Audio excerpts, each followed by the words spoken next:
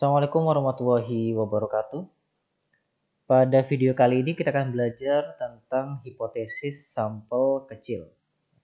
Kalau kemarin kita sudah belajar hipotesis sampel besar, di mana pada kasus-kasus yang kita pelajari jumlah data yang kita analisis adalah berjumlah lebih dari 30, ya. Nah, kalau hipotesis sampel kecil itu berarti kebalikannya, dia di bawah 30. Karena memang faktanya nggak semua kasus itu memiliki jumlah data lebih dari 30 atau sama dengan 30 ya. Misalnya saja di sini saya kasih contoh perusahaan pertanian yang dia sudah go public itu jumlahnya masih belum sampai 30. Atau misalnya jumlah operator seluler di Indonesia, kemudian misalnya kalian mau meneliti suatu perusahaan gitu ya.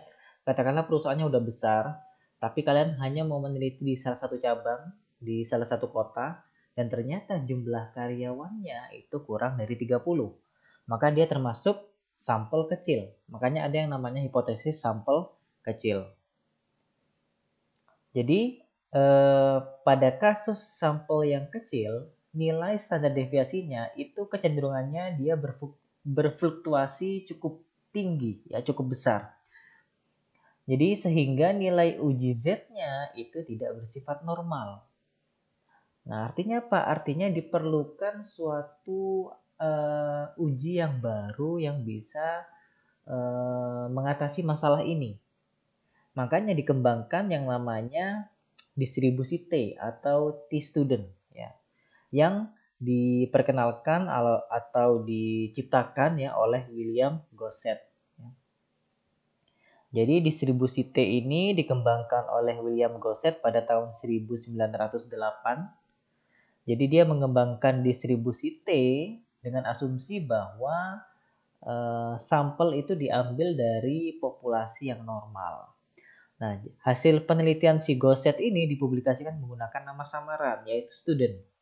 Kenapa? Karena William Gosset ini tidak mendapatkan izin dari perusahaan tempat dia bekerja untuk mempublikasikan hasil temuannya. Nah, sehingga saat ini distribusi temuan si Gosset ini dikenal dengan istilah distribusi T student ya atau distribusi T gitu ya. Nah, ini adalah rumus untuk uji T-nya untuk kasus satu populasi atau satu sampel ya. Kalau kalian lihat rumusnya, ternyata rumusnya nggak ada bedanya dengan rumus dari uji Z. Cuman apa yang berbeda? Yang berbeda adalah tabel yang kita gunakan. Kalau sebelumnya yang kita gunakan adalah tabel Z, sekarang yang kita gunakan adalah tabel T. Nah, rumus yang terlihat sangat berbeda adalah rumus ketika jumlah sampel atau jumlah populasinya ada 2. Ya. Maksudnya bukan jumlah ya, jenisnya. Ada 2 sampel, ada 2 populasi. Ya. Jadi nanti rumusnya adalah seperti ini. Mungkin di sini yang terlihat simbol yang terlihat asing adalah di sini ada S kuadrat P. S kuadrat P ini lambang dari varians gabungan. Ya. Jadi karena di sini ada 2 sampel atau 2 populasi sehingga perlu kita cari varians gabungannya.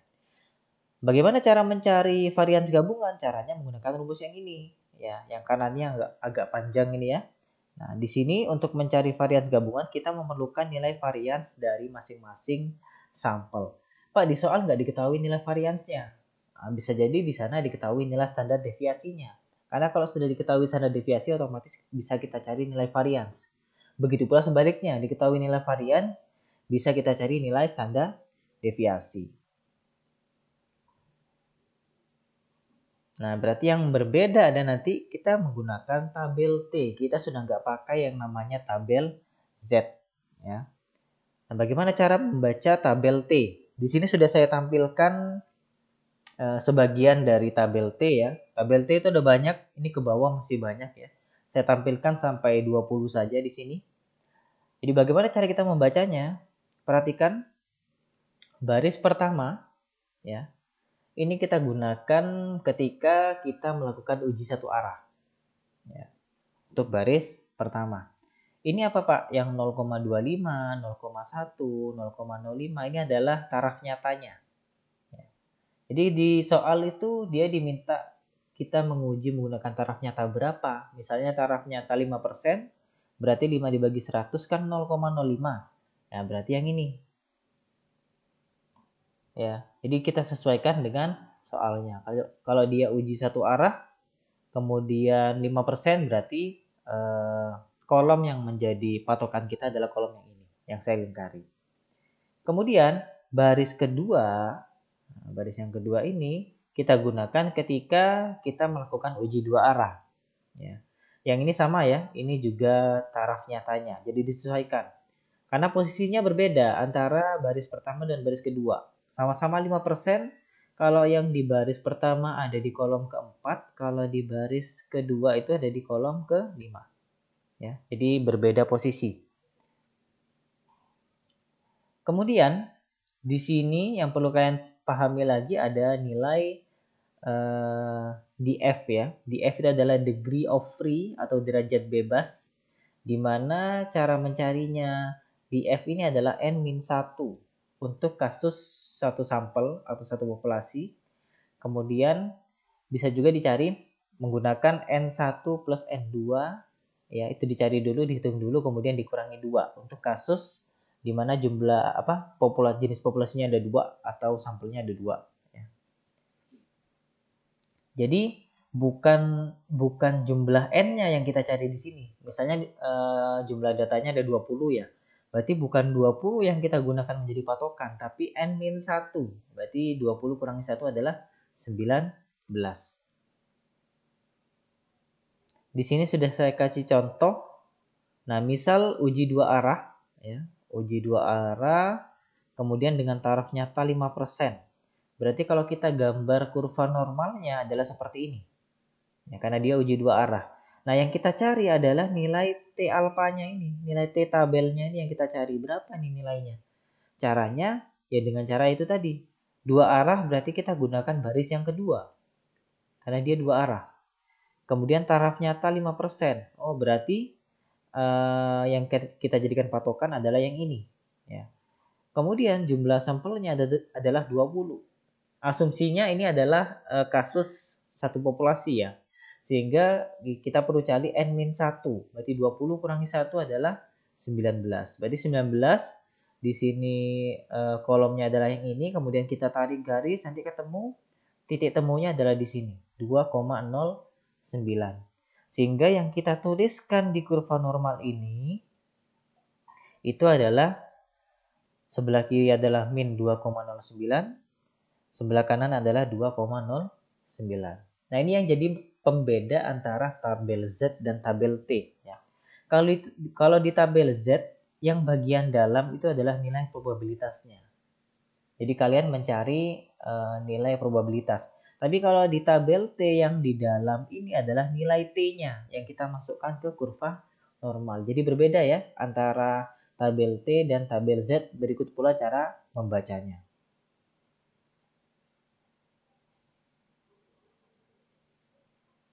Oke, sekarang kita coba masuk ke contoh kasus. Untuk contoh kasus satu populasi atau satu sampel. Harga rata-rata tiket kereta api kelas eksekutif sebesar 400 ribuan. Untuk mendorong konsumen menggunakan kereta api, manajemen Kereta Api Indonesia memberikan kebijakan diskon harga tiket selama bulan Juni. Setelah kebijakan tersebut diberlakukan, diambil sampel secara acak terhadap 10 tiket, ternyata harga rata-ratanya mencapai 300 ribuan dan standar deviasinya 60 ribuan. Nah, menggunakan taraf nyata 5%, kita disuruh membuktikan apakah penurunan harga tersebut berbeda dengan harga sebelumnya. Oke, pertama kita tulis dulu apa yang diketahui. Ya. Yang diketahui pertama itu yang pasti adalah rata-rata populasinya, yaitu 400 ribuan. Kemudian sudah dilakukan analisis terhadap 10 sampel, ya. Ketemu rata-rata sampelnya adalah 300 ribuan. Kemudian standar deviasi sampelnya adalah 60 ribuan. Kemudian N-nya adalah 10. Ya, jumlah sampelnya adalah 10. Oke, kita jawab. Pertama berarti kita merumuskan hipotesis. Berarti bagaimana cara perumusan hipotesisnya? Perhatikan karena di sini satu sampel ya. Ciri-cirinya kalau dia sampelnya ada satu, pasti itu kalau dirumuskan secara matematis, pasti di sana ada angka. Ya. Jadi di perumusan hipotesisnya pasti ada angka. Karena hanya satu sampel. Kalau dia ada dua sampel, nggak ada angka di sana perumusan hipotesisnya. Ya, jadi jangan sampai keliru. Karena ini bisa keliru. Ya. Kenapa? Karena di sini kalau kita perhatikan apa yang suruh dibuktikan, suruh buktikan adalah yang ini. Penurunan harga tersebut dibandingkan dengan harga sebelumnya. Kalau kalian nggak fokus, kalian bisa menulis seperti ini. Karena kita sepakati bahwa ketika rata-rata kita kasih lambang mu ya. Bisa jadi kalian tulis mu1 berbeda, berarti kalau berbeda itu kan maknanya sama seperti tidak sama dengan ya mu2. Kalau kalian tulis hipotesisnya seperti ini keliru. Kenapa? Karena jumlah sampelnya di sini satu. Kalau seperti ini berarti jumlah sampelnya ada dua. Ya. Sehingga harus ada angka di sana. Ya. Berarti penurunan harga tersebut, ini adalah hipotesisnya, bisa kita tulis mu. Ya, berbeda dengan harga sebelumnya. Kita tuliskan harga sebelumnya. 418,250. Ini adalah perumusan hipotesis. Ya. Sehingga H1-nya bisa kita tulis seperti itu. Ya. Mu tidak sama dengan 400 ribuan. Berarti H0-nya adalah mu sama dengan 400 ribuan. Oke, berikutnya kita melakukan uji statistik menggunakan rumus dari uji T. Ya. Tinggal kita substitusikan, sudah diketahui semua di sini. X barnya rata-rata sampelnya dikurangi rata-rata populasi, kemudian dibagi standar deviasi, ya, disubstitusikan aja semuanya, nanti ketemu hasilnya adalah min 2,865. Berikutnya kita kalau kita perhatikan 5 tahap ya, seharusnya tahap ketiga adalah menentukan taraf nyata. Cuman kan kalau di soal pasti taraf nyatanya sudah ditentukan oleh soal ya, sehingga kita bisa lompati tahap yang ketiga. Langsung kita ke tahap keempat yaitu menentukan daerah keputusan ya.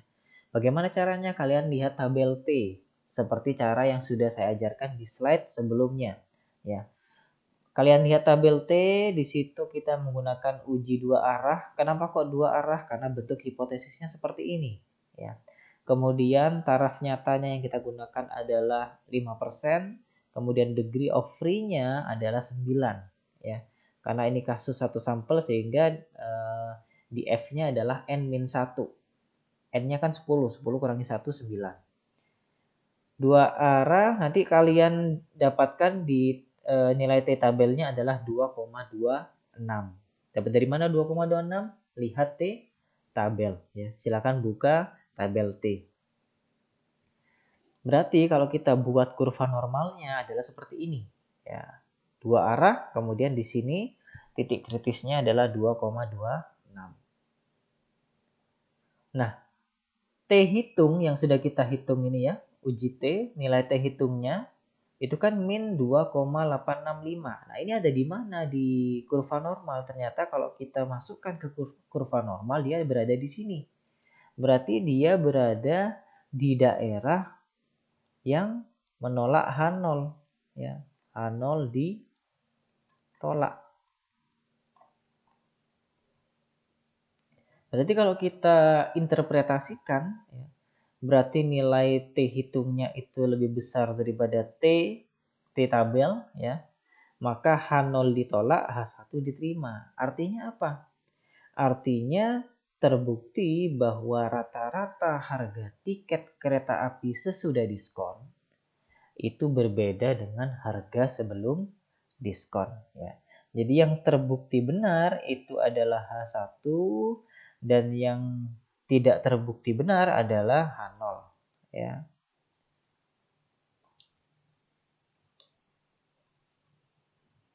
Baik, kita lanjutkan ke contoh kasus berikutnya, yaitu uji hipotesis untuk kasus ada dua populasi atau ada dua sampel. Ya. Menurut laporan BBC, kesenjangan kesetaraan gender di Indonesia masih tinggi. Kemudian ada seorang peneliti, dia pengen tahu apakah kesenjangan gender itu juga melanda dunia hiburan. Nah, untuk dia meneliti di dunia hiburan, dia melakukan analisis terhadap 7 artis termahal yang terdiri dari 3 pria dan 4 wanita. Rata-rata bayaran artis pria sekali tampil adalah 38 juta dengan standar deviasi 16 jutaan. Kemudian sedangkan artis wanita memiliki rata-rata bayaran sekali tampil adalah 31 jutaan dengan standar deviasi 12 jutaan. Menggunakan taraf nyata 5%, ujilah apakah terjadi kesenjangan kesetaraan gender pada bayaran artis pria dan wanita. Jadi kalau kita perhatikan di soal ini, si peneliti ini dia berusaha melihat kesenjangan kesetaraan gender dari sudut pandang bayaran artis. Ya, kan kalau kita mau melihat kesenjangan kesetaraan gender kan bisa kita lihat dari berbagai sudut ya. Sedangkan si peneliti yang sudut pandang yang dia gunakan adalah bayaran dari artis ya. Oke, coba kita tulis dulu apa yang diketahui ya. Karena di sini ada 2 sampel, otomatis nanti ada 2 data di sini ya. Jadi X bar 1 rata-rata sampel 1 ya. Di sini yang saya kasih coding 1 itu adalah untuk bayaran artis pria ya. Kemudian yang saya kasih coding 2 itu adalah bayaran artis wanita. Pak, misalnya mau saya balik yang codingnya 1 itu yang wanita, codingnya 2 itu yang pria. Gak ada masalah, sama saja. Nanti kalau kalian hitung pasti hasilnya sama saja ya. Sehingga baik pria maupun wanita kalian kasih coding yang manapun gak ada masalah. Oke, diketahui rata-rata bayaran pria 38 jutaan, rata-rata bayaran wanita 31 jutaan, kemudian standar deviasinya juga ada di sini 16 jutaan untuk pria, kemudian 12 jutaan untuk wanita. Kemudian apalagi yang diketahui? Ya, N1 berarti jumlah sampel pria ada 3, kemudian jumlah sampel wanita ada 4. Baik. Pertama kita merumuskan hipotesis. Nah, bagaimana perumusan hipotesisnya? Kita cermati kembali soalnya. Di sini peneliti ingin mengetahui kesenjangan kesetaraan gender berdasarkan bayaran dari artis. Ya, berarti logikanya ketika bayaran artis pria sama dengan bayaran artis wanita, berarti bisa kita simpulkan bahwa tidak terjadi kesenjangan kesetaraan gender. Ya berarti ada kata sama dengan, berarti sudah bisa kita ketahui nih bagaimana bentuk hipotesisnya. Ya. Sehingga H0-nya itu bayaran pria sama dengan bayaran wanita. Kira-kira seperti itu kalau ini dideskripsikan dalam bentuk kalimat. Ya. Kemudian H1-nya, hipotesis alternatifnya adalah bayaran artis pria tidak sama dengan atau berbeda dengan bayaran artis wanita. Ya. Dimana kalau dia bayarannya sama berarti dia bisa kita simpulkan bahwa tidak terjadi kesenjangan kesetaraan gender. Nah, kalau bayarannya berbeda berarti terjadi ya. Ini logika sederhana ya. Sehingga bisa kita buat hipotesis seperti ini. Jadi kalau kalian paham logika ini nanti penarikan kesimpulannya juga gampang jadinya. Oke, kita lanjutkan. Kita melakukan uji statistik. Ya, di sana kita karena di sini di soal tidak diketahui varians gabungannya sehingga kita harus cari dulu varians gabungannya. Karena varians gabungan ini dibutuhkan di rumus T hitungnya. Ya. Kita cari menggunakan rumusnya varians gabungan, tinggal disubstitusikan aja karena semuanya sudah ada di sini. Ya. nanti ketemu hasilnya adalah 198,87. Kemudian baru kita hitung nilai T-nya. Nah, ini kan tinggal kita masukkan ke sini. Ya, ada di situ. Nanti ketemu hasilnya adalah 0,65. Berikutnya kita menentukan daerah keputusan. Ya, langkah ketiga bisa kita lewati karena sudah ditetapkan di soal menggunakan taraf nyata 5%. Oke, kita lihat tabel T kembali karena kita mau menentukan daerah keputusan. Kita mau cari nilai T tabelnya. Ternyata di sini kita menggunakan uji dua arah ya. Kemudian taraf nyatanya 5% dan degree of free-nya adalah 5. 5 dapat dari mana? Perhatikan kalau mau cari degree of free untuk kasus dua populasi atau dua sampel, rumusnya adalah N1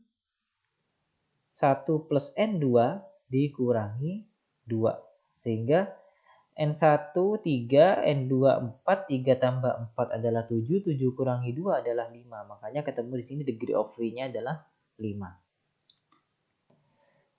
Nanti kalian akan dapati di tabel T, nilai T tabelnya adalah 2,57.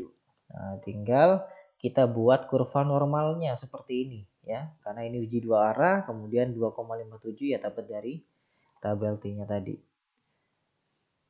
Oke, berarti kita tinggal masukkan nih T hitung ini di kurva normal dia ada di mana? Oh, ternyata ada di situ. Ya. Ternyata ada di sini. Kalau di sini berarti H0 tidak dapat ditolak. Ya, kita nggak bisa menolak H0 yang di sini. Berarti bagaimana penarikan kesimpulannya? Ya, berarti secara matematis ya, nilai T hitungnya kurang dari T alfa atau T tabel, maka H0 tidak dapat ditolak. Ya. Jadi H1-nya ini H1-nya ini ditolak dan H0 ini tidak dapat kita tolak. Berarti yang terbukti benar adalah H0. Ya, apapun bunyi H0-nya itu yang terbukti benar. Sehingga bisa kita simpulkan bahwa tidak terjadi kesetaraan gender pada bayaran artis pria dan wanita. Kenapa bisa saya simpulkan seperti itu? Ya karena ini tadi, bayaran artis pria sama dengan bayaran artis wanita. Sehingga kesimpulannya tidak terjadi kesetaraan gender. Pak, misalnya saya simpulkan seperti ini. Artinya terbukti bayaran artis pria sama dengan bayaran artis wanita. Betul nggak? Betul. Ya. Cuman apa makna dari bayarannya sama? Maknanya adalah tidak terjadi kesetaraan gender. Karena fokus dari soal ini adalah dari awal kesetaraan gender. Sehingga itu jangan sampai lupa untuk dibahas. Ya. Itu penting juga untuk kalian bagaimana cara menginterpretasikan yang baik. Baik, kita lanjutkan. Berikutnya kita akan belajar tentang uji hipotesis pengamatan berpasangan. Nah, ini baru nih. Apa itu pengamatan berpasangan? Intinya atau gampangnya adalah ketika data itu ada before afternya. Ya. Misalnya data sebelum dan sesudah pelatihan, data sebelum dan sesudah penyuluhan, data sebelum dan sesudah pendidikan gitu misalnya ya. Before after itu adalah data pengamatan berpasangan yang tidak bisa dipisahkan. Karena kalau dipisahkan ya maknanya berubah ya. Karena kalau before after itu kan menandakan bahwa entah itu terjadi peningkatan atau terjadi penurunan ya. Itu namanya data pengamatan berpasangan yang tidak bisa dipisahkan ya. Kemudian ini adalah rumusnya. Kemudian yang mungkin yang bisa saya bahas di sini karena ada beberapa simbol yang baru, ya ada D. D itu apa? D itu adalah selisih pengamatan berpasangan. Jadi nanti kan ada dua pengamatan tuh, before after. Ya, itu kalian hitung selisihnya. Kemudian di situ ada lagi D bar. Ya, D bar itu adalah rata-rata selisih pengamatan. Ya, jadi selisih pengamatannya itu jumlahkan semua kemudian dibagi dengan jumlah datanya. Kemudian ada lagi di sini SD. SD itu adalah standar deviasi selisih pengamatan. Itu aja sih yang baru di sini lambangnya ya. Kemudian di sini kita langsung masuk ke contoh kasus. Ada sebuah PT merupakan perusahaan konveksi. Kemudian untuk meningkatkan keterampilan tenaga kerja, dia melaksanakan pelatihan untuk mengurangi kerusakan pakaian. Nah, Tujuannya adalah untuk mengurangi kerusakan pakaian. Yang akan diekspor berikut adalah catatan terhadap 10 orang bagian pemotongan. Berarti ini pelatihan kepada karyawan bagian pemotongan. Menggunakan taraf nyata 5%, kita disuruh menguji apakah pelatihan dapat meningkatkan keterampilan sehingga menurunkan jumlah kerusakan pakaian. Nah, datanya adalah data tabel yang ada di kanan ini. Ya. Jadi ada data sebelum dan sesudah pelatihan. Ini adalah angka-angka yang menunjukkan rata-rata kerusakan per bulan. Ya. Dari 10 nama karyawan, 10 orang karyawan. Oke, coba kita jawab. Ya. Pertama berarti kita merumuskan hipotesis. Namun sebelum kita masuk ke perumusan hipotesis, ada hal yang harus saya jelaskan terlebih dahulu kepada kalian. Ya. Agar kalian memahami bagaimana hipotesis tersebut bisa terbentuk. Ya. Jadi jangan hafalan ya, harus paham dasarnya, harus paham maknanya. Ya. Sehingga kalian nanti kalau saya lepas ya bisa bikin sendiri hipotesisnya. Oke, pertama dalam pelajaran matematika kalian pasti sudah mengenal yang namanya istilahnya delta X gitu ya. Kalau delta X ini kita mencari selisih berarti kan dia nanti X2 dikurangi X1. Begitu pula misalnya delta Y gitu ya. Itu berarti sama dengan Y2 kurangi Y1. Nah, sama halnya ketika kita mencari nilai D. D itu kan tadi sudah saya jelaskan bahwa D adalah simbol dari selisih pengamatan. Ada pengamatan before, ya. Kemudian ada pengamatan after, kan before after tuh ya, sebelum dan sesudah pelatihan. Jadi katakanlah before-nya itu sebelum pelatihan ada 9 kerusakan pakaian. Kemudian setelah pelatihan ada 5 kerusakan pakaian. Ya. Dan tentunya kalau ada penurunan kerusakan itu adalah hal yang diharapkan oleh perusahaan. Nah, berarti nanti nilai selisihnya itu berapa? Nilai selisihnya ya tinggal dikurangi aja. Jangan sampai kebalik, bukan before dikurangi after ya, tapi after dikurangi before. Berarti 5 dikurangi 9. Hasilnya D-nya adalah min 4. Nah, tentunya min adalah nilai D minus itu adalah yang diharapkan oleh perusahaan. Kenapa saya katakan seperti itu? Karena kita kembali lagi baca logikanya di sini. Sebelum pelatihan ada 9 kerusakan, setelah pelatihan ada 5. Berarti ada penurunan kerusakan. Sehingga kalau dicari nilai D-nya ketemunya adalah negatif. Yang tidak diinginkan oleh perusahaan adalah ketika nilai D-nya 0 atau nilai D-nya positif. Nilai D-nya 0 itu artinya apa? Misalnya sebelum pelatihan itu ada 9 kerusakan, setelah pelatihan tetap kerusakannya 9. Artinya kan nggak ada perubahan keterampilan. Keterampilannya tetap begitu saja, nggak ada peningkatan. Sehingga kerusakannya tetap sama, apalagi yang positif. Sebelum pelatihan 9, setelah pelatihan malah 15 yang rusak. Wah, ini yang perusahaan nggak mau nih. Artinya ada berapa nih? Peningkatan kerusakannya ada 6, berarti di sini plus 6. Ya. Nah, menggunakan logika ini kita merumuskan hipotesis. Ya. Sehingga bagaimana perumusan hipotesisnya? Karena di sini ada negatif ya, yang diharapkan oleh perusahaan dan ada positif yang tidak diharapkan oleh perusahaan. Berarti ada dua hal yang bertentangan di sini sehingga bisa kita rumuskan hipotesisnya menjadi patokan kita adalah 0 ya. Karena ada negatif ada positif. Tengah-tengahnya kan 0. Itu yang menjadi patokan kita untuk membuat hipotesis. Berarti hipotesisnya katakanlah H0 saya buat di sini lebih dulu ya. Sekalian juga saya munculkan H1-nya biar gampang ya. Berarti H1-nya adalah mu D itu untuk melambangkan D ini kan lambang dari selisih pengamatannya.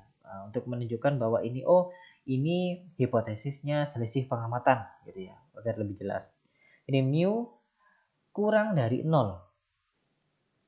Berarti kalau secara matematis dituliskan seperti ini, mu kurang dari 0 itu merupakan yang diharapkan oleh perusahaan. Kurang dari 0 berarti kan yang ini, yang minus. Ya. Ya, ketika dia lambangnya adalah minus. Itu adalah harapan perusahaan. Yang tidak diharapkan oleh perusahaan adalah yang ini. Ketika lebih dari sama dengan 0 itu tidak diharapkan dari perusahaan. Kenapa tidak? Karena tidak terjadi perubahan before after. Berikut pula yang plus, ya yang positif, tambah gak diharapkan lagi oleh perusahaan. Berarti ini tidak diharapkan. Tidak diharapkan. Yang positif atau 0, ya. Kira-kira seperti itu. Nah, ini adalah yang saya jelaskan panjang lebar dari tadi itu untuk agar kalian paham bagaimana hipotesis ini terbentuk. Ya. Oke, insya Allah kalian sudah paham. Kalau begitu saya lanjutkan, saya hapus dulu. Ya. Kemudian berikutnya adalah kita melakukan uji statistik. Berarti kita menghitung nilai T hitung. Ya. Cuman sebelum kita masuk ke sana ada beberapa yang harus kita cari dulu. Ya. Ini tabel yang di slide sebelumnya saya buat lebih sederhana, sebelum dan sesudah. Kemudian kita cari nilai D-nya. Ya.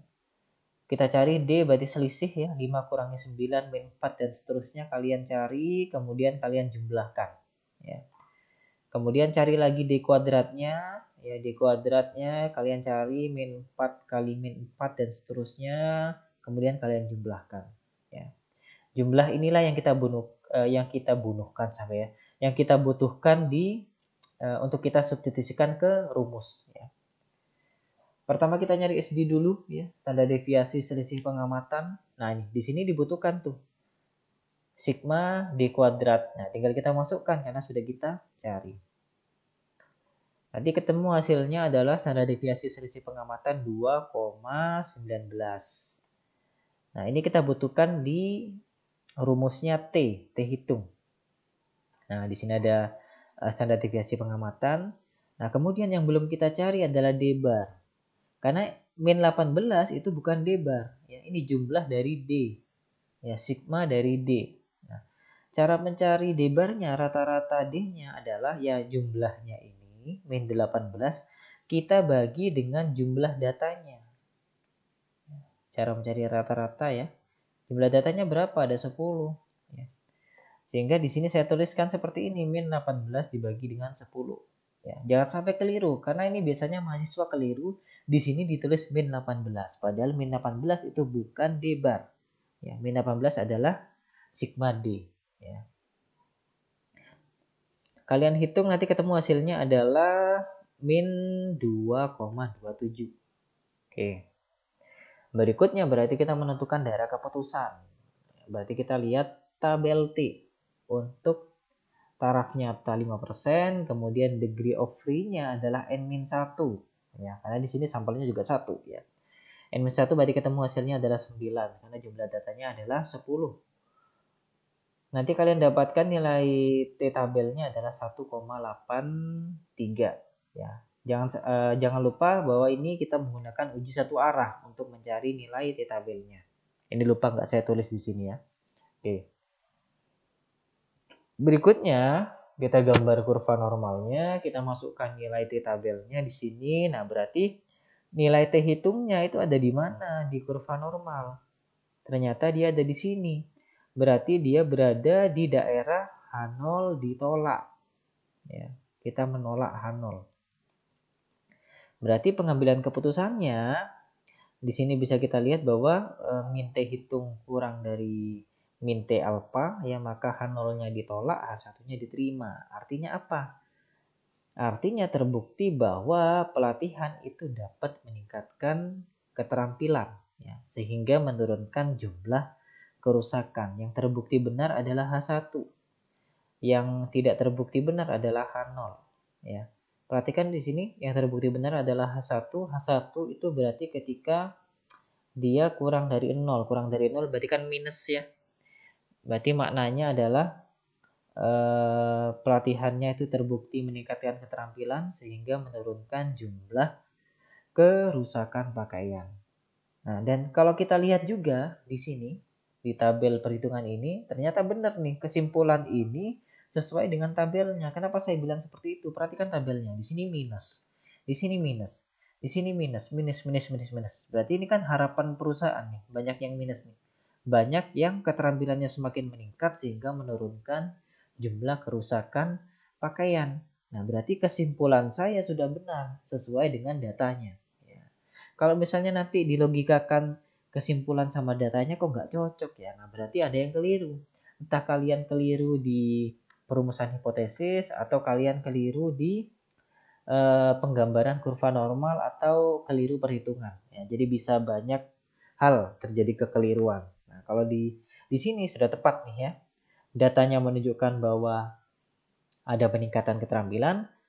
Kemudian setelah kita hitung uji hipotesis, interpretasinya atau kesimpulannya juga seperti itu. Oke. Baik, materi yang saya sampaikan ini bisa kalian baca seperti biasa ya di bukunya Suharyadi, tapi jangan terlalu percaya 100% karena di sana banyak salah ketik ya. Ada salah hitung juga, ada salah ketik ya sehingga perlu ketelitian ya. Jadi mungkin memang buku ini masih perlu direvisi lagi ya karena banyak salah ketik dan salah hitung. Oke. Baik, sekian untuk materi kali ini. Terima kasih. Wassalamualaikum warahmatullahi wabarakatuh.